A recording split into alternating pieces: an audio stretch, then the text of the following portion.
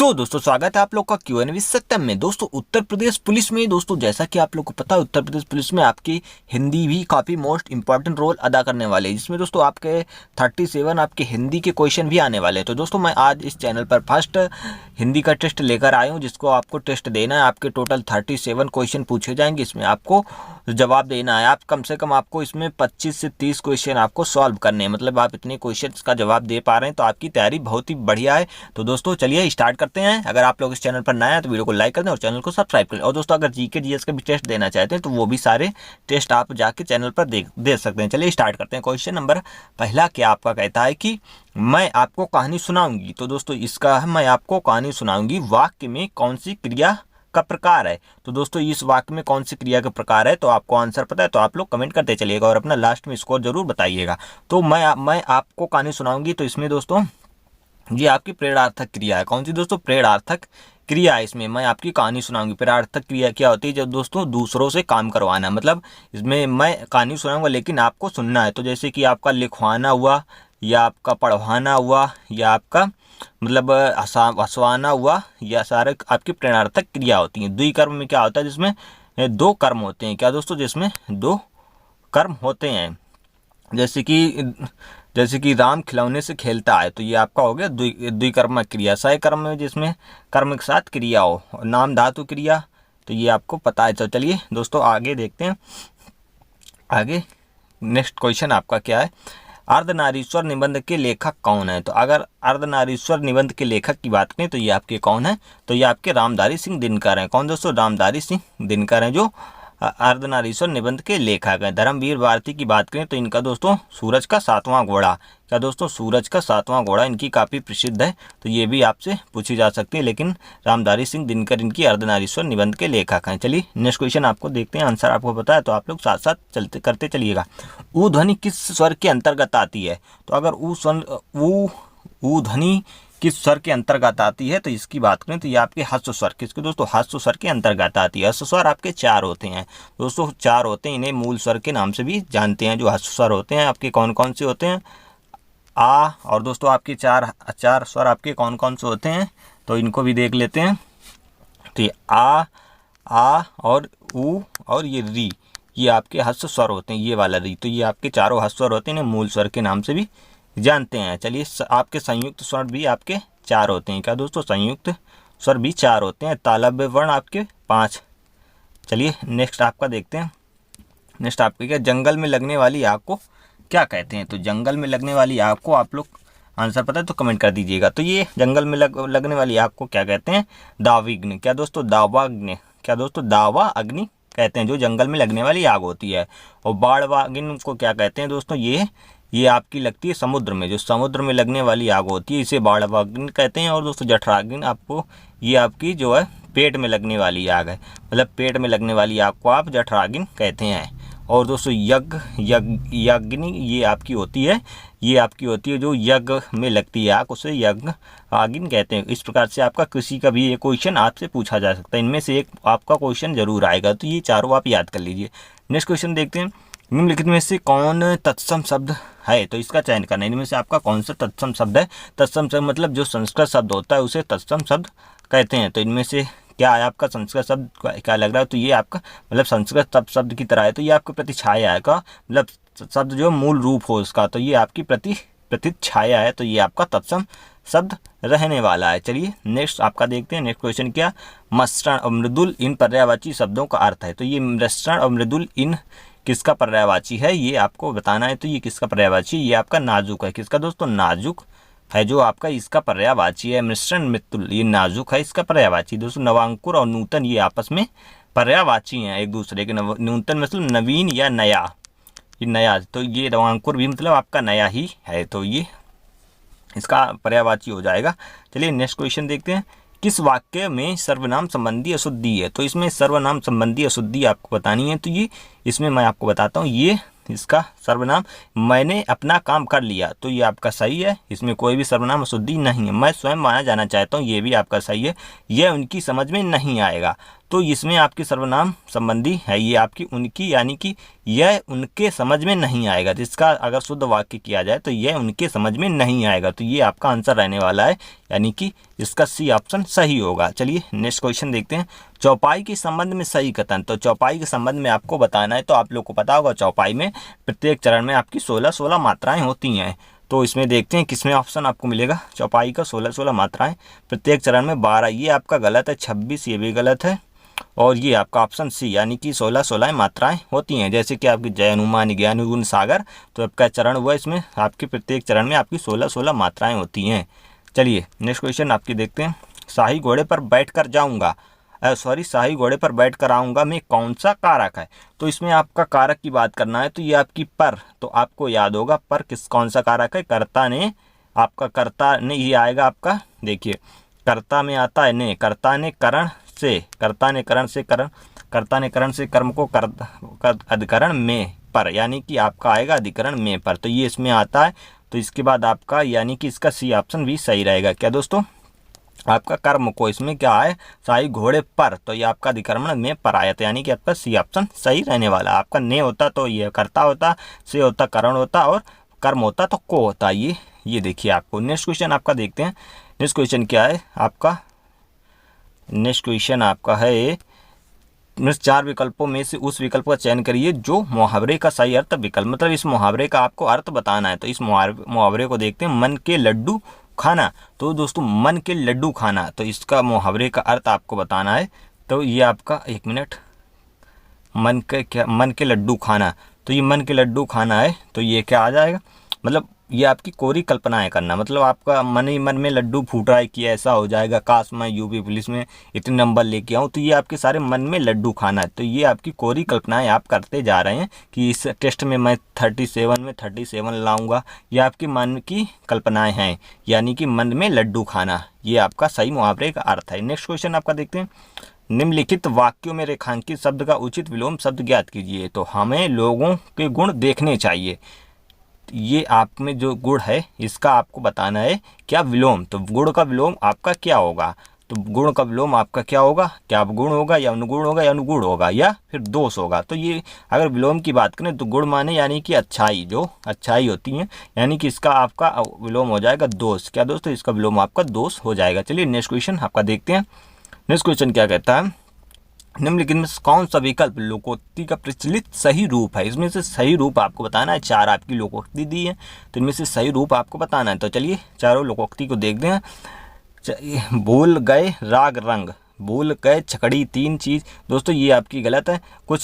ये आपकी कुछ इस प्रकार से, भूल गए राग रंग, भूल गए छकड़ी, 3 चीज़ याद रही, नून तेल लकड़ी। तो दोस्तों ये आपका ऑप्शन सी में आपका सही है, यानी कि ये आपकी सही रहने वाली है। लोकोक्ति है भूल गए राग रंग, भूल गए छकड़ी, 3 चीज़ याद रही, नून तेल लकड़ी। और इसमें देखिए 2 कपड़ा झोपड़ी है, इसमें तेल पकड़ी है और इसमें तेल झोपड़ी है, यानी कि इसका आंसर नून तेल लकड़ी। तो ये आपकी लोकोक्ति सही होने वाली है।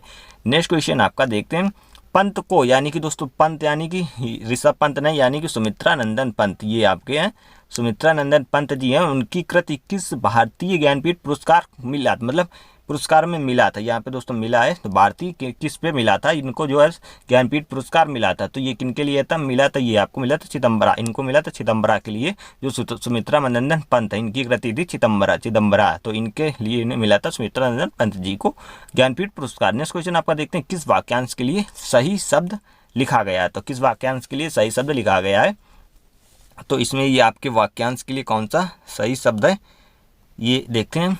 14 नंबर है, जिसको पूर्व जन्म की बातें याद हो तो इसे जाति स्मारक, क्या दोस्तों जाति स्मारक बोलते हैं। दोस्तों ये आपका गलत है, इसमें सही बताना है। तो इसको दोस्तों जाति स्मर बोलते हैं। क्या दोस्तों, जाति स्मर बोलते हैं। ये अगर ये का ना होता तो आंसर आपका ये सही होता, लेकिन ये गलत है। जिसका यौवन छत नहीं हुआ, तो छत यौवन, ये भी आपका गलत है। ईश्वर पर विश्वास करने वाला, तो ये आपका नास्तिक नहीं आस्तिक होता है। क्या दोस्तों, आस्तिक होता है, ये भी आपका गलत है। कलम की कमाई खाने वाला, तो मत्स्यजीवी, तो इसका दोस्तों ऑप्शन डी सही रहने वाला है। तो ये आपका डी, यानी कि कलम की कमाई खाने वाला आपका मत्स्यजीवी होता है। क्या दोस्तों, मत्स्यजीवी होता है, यानी कि ये आपका सही रहने वाला है। चलिए डी ऑप्शन आपका सही है। नेक्स्ट क्वेश्चन देखते हैं, निम्न में से निम्न शब्द समूह में अशुद्ध शब्द रूप में कौन सा, मतलब इसमें से कौन सा अशुद्ध है। तो इसमें से आपका अशुद्ध बताना है, तो ऑप्शन ए देखते हैं मिष्टान। दोस्तों आपका मिष्टान आपका गलत है, श्रृंगार भी गलत है, कुंवर भी गलत है, यानी कि अशुद्ध बताना है, तो ये आपका पहला ही ऑप्शन सही रहने वाला है। मिष्टान आपका यहाँ पे 1 मिनट, मिष्टान आपका कुछ इस प्रकार से लिखा जाता है, मिष्ठान, यहाँ पे डबल ना बनती है, ये आपका मिष्टान हो गया। और श्रृंगार में दोस्तों ये वाला सा बनता है, ये श्रृंगार आपका हुआ। और इसके बाद कुंवर में आपका ये आ बनता है, तो ये आपका सही शुद्ध रूप है, ये आपका सही शुद्ध रूप है, ये आपको याद रखना है। कुंवर आपको अधिकतर यही देखने को मिलेगा, तो ये आपका गलत है, यानी कि पहला ही ऑप्शन इसका सही होगा। चलिए नेक्स्ट क्वेश्चन देखते हैं। नेक्स्ट क्वेश्चन आपका है, कौन सा शब्द हमेशा एक वचन में प्रयुक्त। अगर दोस्तों इस टेस्ट की आपको PDF चाहिए विद आंसर के साथ, तो आप लोग टेलीग्राम चैनल ज्वाइन कर सकते हैं। टेलीग्राम चैनल का लिंक आपको डिस्क्रिप्शन में मिल जाएगी, सत्यम टेलीग्राम 1, इसको सर्च करेंगे तभी आपको मिल जाएगा, उसी में आपको इसकी PDF मिल जाएगी। तो चलिए इसका आंसर देखते हैं, कौन सा हमेशा एक वचन में प्रयुक्त होता है। तो एक वचन में दोस्तों भाषाएं, ये आपका भाषा का भाषाएं आपका बहुवचन बन जाएगा। रायता का राताएं आपका नहीं बनेगा, यानी कि इसका ऑप्शन आपका बी सही रहने वाला है। क्या दोस्तों, रायता, ये जो रायता खाने वाला होता है, रायता फैला दिया, तो यही आपका सही ऑप्शन रहने वाला। ऋतुएं हो जाएगा बहुवचन, हड्डियां, यानी कि इसका बहुवचन बन जाएगा। लेकिन ये जो आपका रायता बहुवचन के रूप में आपका एक ये वर्ड होता है दर्शन आपको मिलेगा, तो ये जो दर्शन है आपका बहुवचन के रूप में प्रयुक्त होता है। और ये दोस्तों प्राण भी आपका बहुवचन के रूप में प्रयुक्त हो सकता है। चलिए नेक्स्ट क्वेश्चन देखते हैं, कुकर्मी, कुपुब्धि और कुसंगी, कुदास, कुलाचार उपयुक्त सभी शब्द हैं। तो ये जो आपके कुकर्मी और कुबुद्धि, कुसंगी, कुदास, कुलाचार, ये आपके इनमें से क्या शब्द हैं, ये आपको बताना है। तो ये आपके तद्भव शब्द हैं। क्या दोस्तों, ये आपके तद्भव शब्द हैं। जो कुकर्मी, कुबुद्धि, कुसंगी, कुदास, ये सारे आपके तद्भव शब्द हैं। चलिए नेक्स्ट क्वेश्चन देखते हैं, अधोलिखित में मतलब ये है आपका स्वागत शब्द का संधि विच्छेद कौन सा सही है। तो ये आपको इनमें से बताना आपका संधि विच्छेद कौन सा सही है। तो आपको इसको देख के पता चल गया होगा, आपने अगर संधि पढ़ी है तो आपको पता चल गया होगा, जिसमें आधा अक्षर बना हो तो ये आपकी कौन सी संधि होती है, यड़ संधि होती है। तो अब आधा अक्षर है तो इसको इस तरह से आप करेंगे सु प्लस आगत, तो ये आपका हो जाएगा, यानी कि आपका ऑप्शन सी सही रहने वाला है, सुआगत, यानी कि ये आपकी यड़ संधि है। यड़ संधि है कौन सी, यड़ संधि। अगर वैसे देखा जाए तो आपकी यड़ में स्वर संधि है। क्या दोस्तों, स्वर में आपकी ये यड़ संधि रहने वाली है, तो आपका इसका आंसर सी सही रहने वाला है। चलिए नेक्स्ट क्वेश्चन देखते हैं। नेक्स्ट क्वेश्चन, भविष्यता काल से किस समय का बोध होता है। तो भविष्य मतलब भविष्य काल से किस समय का बोध होता है। तो क्या बीते हुए समय का होता है, या चल रहे समय का होता है, या आने वाले समय का। तो आपको पता ही होगा आने वाले समय का होता है भविष्य काल का समय। तो चलिए इसका ऑप्शन सी आपका रहने वाला है कि भविष्य में आने वाले समय का होता है। नेक्स्ट क्वेश्चन देखते हैं, तुम बाहर जाकर बैठो, ये आपका वाक्य है, तुम बाहर जाकर बैठो, वाक्य में कौन सा अवयव है।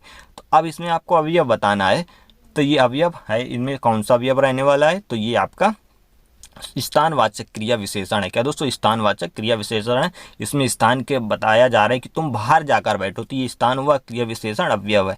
तो स्थान जाकर यानी कि जाकर बैठो, तो इसमें आपका क्या हुआ, स्थानवाचक क्रिया विशेषण है। चलिए नेक्स्ट क्वेश्चन देखते हैं, अगर विस्मयादिबोधक होता है तो आपको चिन्ह मिलेगा, हा हु हल्ला, ये आपको कुछ इस प्रकार से मिलेगा। निष्पास का उचित संधि विच्छेद।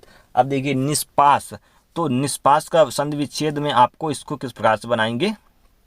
तो ये आपको इसका अगर संधि विच्छेद करेंगे तो आप बनेगा इसका निह। क्या दोस्तों, निह। अब निह से आपको पता चल गया कि ये आपकी विसर्ग संधि है। तो इसका ऑप्शन क्या, आप इसमें भी नी है, इसमें भी नी है, तो आपका ये शीश आएगा निह। क्या दोस्तों, इसका बनेगा निह प्लस पाप। क्या दोस्तों, निह प्लस पाप, यानी कि इसका सी संधि विच्छेद है आपको, यानी कि इसकी विसर्ग, इसमें आपकी विसर्ग संधि है। नेक्स्ट क्वेश्चन देखते हैं, आग्नेय में प्रत्यय है। तो प्रत्यय आपको पता है क्या, जो पीछे लगकर आपका बनता है, शब्द के पीछे लगता है, वो आपका प्रत्यय होता है। उपसर्ग आपका आगे लगता है, लेकिन प्रत्यय आपका पीछे लगता है। तो आग्नेय में आपका प्रत्यय क्या होगा, तो आग्नेय क्या आ रहा है, ए ने, तो ये आपका आ गया। ये आप अगर प्रत्यय उपसर्ग आपको नहीं समझ में आता है, एक बार इसको बोल के देखिएगा लास्ट में, या उपसर्ग आपका बोलने में क्या आ रहा है और लास्ट में आपका क्या आ रहा है। तो प्रत्यय में ए आ रहा है, तो आपका ये आपका यानी कि ये ऑप्शन सही हो जाएगा, ये आपका प्रत्यय आपका सही रहने वाला है। चलिए नेक्स्ट क्वेश्चन देखते हैं, नेक्स्ट क्वेश्चन आपका क्या, 1 इंच मुस्कान। अब ये देखिए 1 इंच मुस्कान, तो ये किसकी है आपकी, तो ये आपकी किसकी है, तो ये आपकी है 1 इंच मुस्कान आपकी मन्नू भंडारी की है, किसी दोस्तों मन्नू भंडारी की है। जो आपका ये 1 इंच इस रचना है जिन्होंने की है 1 इंच मुस्कान की आपकी मन्नू भंडारी है। और दोस्तों धर्मवीर भारती की है सूरज का 7वां घोड़ा। क्या दोस्तों, सूरज का 7वां घोड़ा। और दोस्तों डॉक्टर, इनका पूरा नाम क्या है, सच्चिदानंद हीरानंद वात्स्यायन अज्ञे। ये आपसे कभी कभी पूरा नाम भी पूछ लेता है, तो इनका पूरा नाम है सच्चिदानंद हीरानंद वात्स्यायन अज्ञे। और हजारी प्रसाद द्विवेदी को आप लोग जानते होंगे। चलिए नेक्स्ट क्वेश्चन है, निम्नांकित वाक्यों में से अशुद्ध वाक्य का चयन कीजिए। अब इनमें से आपको एक अशुद्ध वाक्य बताना है, तो इन सारे वाक्य को आप पढ़िए, उसके बाद आप शुद्ध वाक्य बताइए। अगर जो थोड़ा सा टाइम चाहिए तो आप एक बार वीडियो को पॉज करके वाक्य को पूरा पढ़ सकते हैं। तो चलिए मैं इसको देखता हूँ। तो इसका अशुद्ध वाक्य बताना है, तो ऑप्शन देखते हैं। पहला क्या है, यह वही व्यक्ति है दोस्तों जो परसों बाजार में मिला था। लेकिन दोस्तों इसका ऑप्शन पहला ही गलत है, क्योंकि यह वही व्यक्ति यहाँ पर आप नहीं बोल सकते, यह वह व्यक्ति है। क्या पर दोस्तों, यहाँ पर ये वह यानी कि सर्वनामिक इसमें आपका ये गड़बड़ है, यानी कि आपका यहाँ पर होना चाहिए यह वह व्यक्ति है जो परसों बाजार में मिला था, यानी कि ऑप्शन ए सही आपका रहने वाला है। उसके हाथ में जो पुस्तक है वह मेरी है, तो ये आपका सही है। मुझे दिल्ली जाना, ये भी सही है। यह लोग अच्छे आदमी हैं, तो ये भी आपके सही है। मतलब इसमें अशुद्ध वाक्य बताना है, तो ये आपका सही है। तो ये आप अशुद्ध वाक्य अच्छे से आपको एक बार देख के जाना है, क्योंकि आपकी परीक्षा में अशुद्ध वाक्य जरूर पूछे जाएंगे। अब चलिए नेक्स्ट क्वेश्चन देखते हैं। मातहत का पर्यायवाची। अब इसमें मातहत का पर्यायवाची शब्द क्या है, ये आपको बताना है। तो मातहत का पर्यायवाची आपका अधीनस्थ है। क्या दोस्तों, अधीनस्थ है जो मातहत का पर्यायवाची है। चलिए नेक्स्ट क्वेश्चन आपका देखते हैं। पर्यायवाची आपको अच्छे से याद कर लेना। अगर आप लोग चाहेंगे तो एक बार कमेंट करके बता दीजिएगा आपकी पर्यायवाची जो मोस्ट इंपॉर्टेंट आपके पर्यायवाची होंगे, तो उनको भी करा दिया जाएगा। तो एक बार जरूर कमेंट करके बता दें। चलिए नेक्स्ट क्वेश्चन है, पीताम्बर शब्द का बहुव्रीहि समास के अनुग्रह विग्रह क्या है। तो अनुसार विग्रह क्या है, तो दोस्तों आपको पता चल पीताम्बरम क्या है, बहुव्रीहि समास है। क्या, बहुव्रीहि समास है, ये आपको पता चला। तो अब इसका समास विग्रह आपका बताना है। तो पीताम्बरम मतलब दोस्तों पीला वस्त्र है जिसका, जिसको पीला वस्त्र जिसका अर्थात गणेश जी। क्या दोस्तों, पीताम्बर किनको कहते हैं, गणेश जी को कहते हैं। चलिए नेक्स्ट क्वेश्चन, इसका आंसर क्या हुआ आपका, बी ऑप्शन सही रहा। दोस्तों अगर कोई भी क्वेश्चन आंसर का आप लोग को गलत लगता है, एक बार जरूर कमेंट करके बता दीजिए कि इसका आंसर गलत है, तो उसको करेक्ट कर दिया जाएगा। नेक्स्ट क्वेश्चन आपका, निम्नलिखित में से एक शब्द के विलोम अर्थ का उपयुक्त उपागम है। तो दोस्तों विलोम अर्थ का उपयुक्त युग्म इनमें से कौन सा सही है, तो ये आपको बताना है। तो चलिए देखते हैं, इसमें सही आपको बताना है। तो ये आपका चिरंतर का नस्वर, तो ये आपका पहला आपका सही, पहला ही आपका सही है। दोस्तों करुण दयालु, यानी कि इसका एक ही दोनों है, यानी कि इसके दोनों ये आपके शब्द हैं, यानी पर्यायवाची ही शब्द हैं। करुण का आपका विलोम दयालु नहीं होता है। करुण मतलब दयालु, जो क्या बोलते हैं उसको, करुण का दयालु का मतलब हीन भावना से जो देखते हैं। दोस्तों थोड़ा सा हमें याद नहीं आ रहा नाम। चलिए नेक्स्ट, तो उपसर्ग का आपका प्रत्यय हो जाएगा, आज़ादी का आप गुलामी हो जाएगा। दोस्तों आज़ादी यानी कि आज़ाद है, स्वतंत्रता यानी कि इंडिपेंडेंस है, लेकिन इसका आपका गुलामी हो जाएगा। दोस्तों दयालु का याद नहीं आ रहा, दयालु का मतलब दयालु, उसका दोस्तों वर्ड मेरे मुंह से नहीं निकल रहा है। चलिए कोई बात नहीं, आप लोग एक बार कमेंट करके बता दीजिए। दिए गए विकल्पों में से कौन सा शब्द जातिवाचक संज्ञा नहीं है, और सॉरी जातिवाचक संज्ञा है। दोस्तों ये जातिवाचक संज्ञा है, तो इनमें से आपकी कौन सी जो जातिवाचक संज्ञा है, तो ये आपकी मेज। क्या दोस्तों, मेज ये आपकी जातिवाचक संज्ञा है। दोस्तों दूध आपकी कौन सी है दोस्तों, द्रववाचक संज्ञा है। क्या, ये द्रववाचक संज्ञा है। और आपकी ये क्या कहते हैं, ये मुंबई आपकी व्यक्तिवाचक संज्ञा है। क्या दोस्तों, मुंबई आपकी व्यक्तिवाचक संज्ञा। अगर सेना की बात करें तो आपकी ये कलेक्टिव नाउन है। क्या, समूहवाचक संज्ञा है, समूहवाचक संज्ञा है। चलिए नेक्स्ट क्वेश्चन आपका देखते हैं। अलंकार का नाम बताएं, ये आपका अलंकार का नाम बताना है। तो ये क्या है, हनुमान की पूंछ में लगन न पाई आग, सिगरी लंका जरी गई, चले निशाचर भाग। तो इसमें दोस्तों इसमें क्या है आपका बढ़ा चढ़ाकर बात की गई है, मतलब जिसमें बढ़ा चढ़ाकर की बात की गई। दोस्तों ये कई बार आपका परीक्षा में पूछा जा चुका है, तो ये आप अच्छे से याद कर लीजिएगा, शायद आपकी परीक्षा में इस बार भी आ जाए। तो हनुमान की पूंछ में लगन न पाई आग, यानी कि दोस्तों इसमें बढ़ा चढ़ाकर बात की गई है। तो ऐसा एक अलंकार कौन सा आपका, अतिशयोक्ति अलंकार है। क्या दोस्तों, अतिशयोक्ति अलंकार है जिसमें बढ़ा चढ़ाकर बात करी गई है। तो ये आपका आंसर बी इसका सही रहने वाला है, अतिशयोक्ति अलंकार। चलिए नेक्स्ट क्वेश्चन आपका देखते हैं। जब आप अगर दोस्तों अलंकार पहचानना है तो उसको आप अर्थ थोड़ा सा भी निकाल लेते हैं तो इससे आपको पता अंदाज़ा लग जाएगा कि उसमें बढ़ा चढ़ाकर बात की गई है या नहीं, तो वो आपका अतिशयोक्ति अलंकार हो जाएगा। निम्नलिखित में से कौन सा मध्यकालीन भारतीय आर्य भाषा है? तो ये आर्य भाषा, जो भारतीय आर्य भाषा है मध्यकालीन के समय की, तो ये कौन सी है? तो ये आपकी प्राकृत भाषा है। क्या दोस्तों? प्राकृत भाषा है जो आर्यकालीन आपकी भाषा है। देव भाषा आपकी कौन सी है? संस्कृत है। देवों की भाषा किसे कहते हैं दोस्तों? ये संस्कृत को कहते हैं। चलिए नेक्स्ट क्वेश्चन है जहाँ आ, देखिए दोस्तों, जहाँ आ अथवा आ के पश्चात, यानी कि जब आ अथवा आ के पश्चात ए या ए अथवा ओ या ओ का आगमन हो तथा दोनों के मेल से ए और ओ हो जाए, तो ये आपको पता होगा जहाँ पे ए की मात्रा या ओ की मात्रा हो तो यहाँ पे क्या होता है? यहाँ पे आपको वृद्धि संधि देखने को मिलती है। क्या दोस्तों? वृद्धि संधि देखने को मिलती है। तो ये आपको बताना है तो इनमें कौन सी संधि आपकी हो जाएगी? तो ये आपकी वृद्धि संधि हो जाएगी।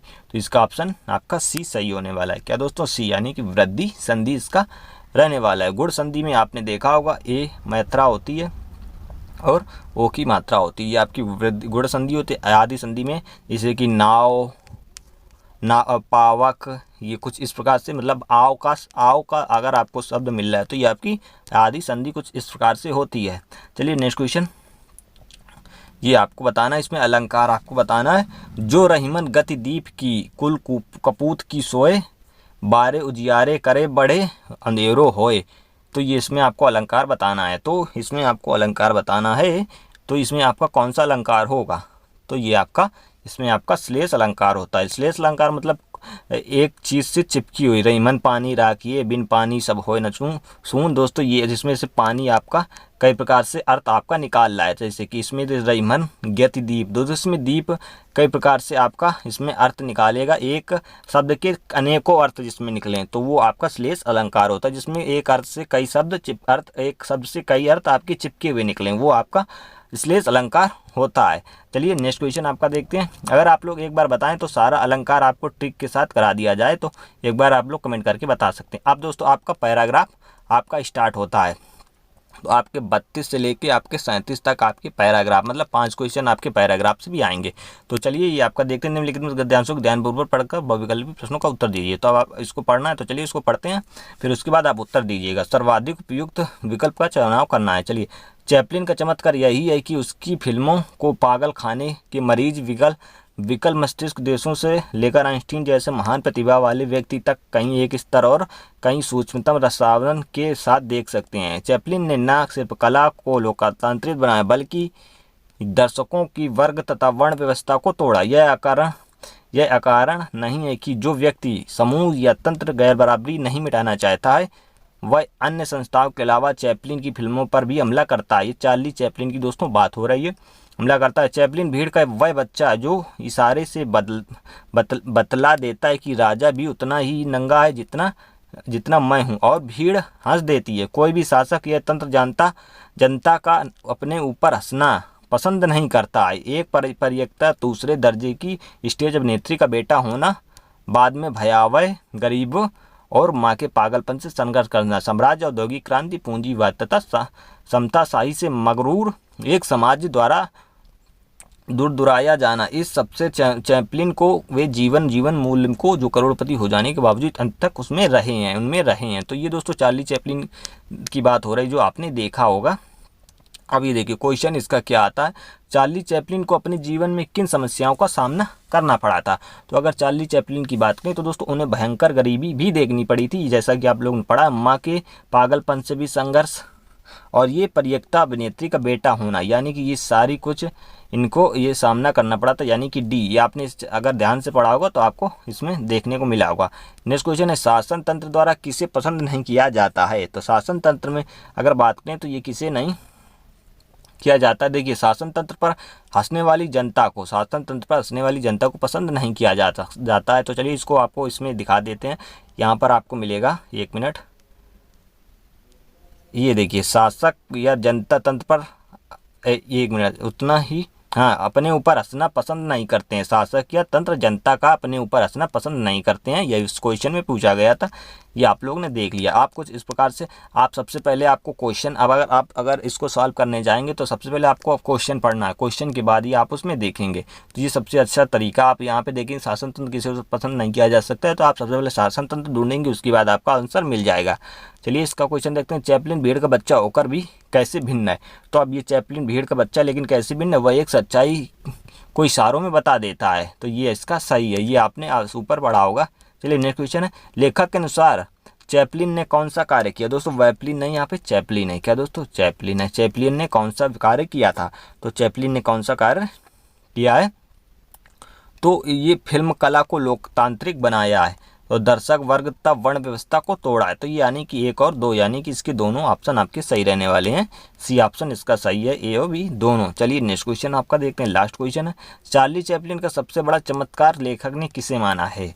तो चार्ली चैपलिन का जो चमत्कार है सबसे बड़ा किसे माना है? ये उन्हें हर वर्ग को पसंद करता है। मतलब आपको पता होगा चार्ली चैपलिन को आप लोग भी जानते होंगे, तो आप लोग उन्हें पसंद करते होंगे। किसी भी वर्ग का वो व्यक्ति है तो उन्हें पसंद करता है। तो दोस्तों ये आपका डी ऑप्शन इसका सही रहने वाला है। तो ये आपके टोटल 37 क्वेश्चन आपके समाप्त होते हैं। अब आप लोग को इसमें आंसर बताना है कि आप लोग मतलब कितने क्वेश्चन आप लोग सही कर पाए हैं।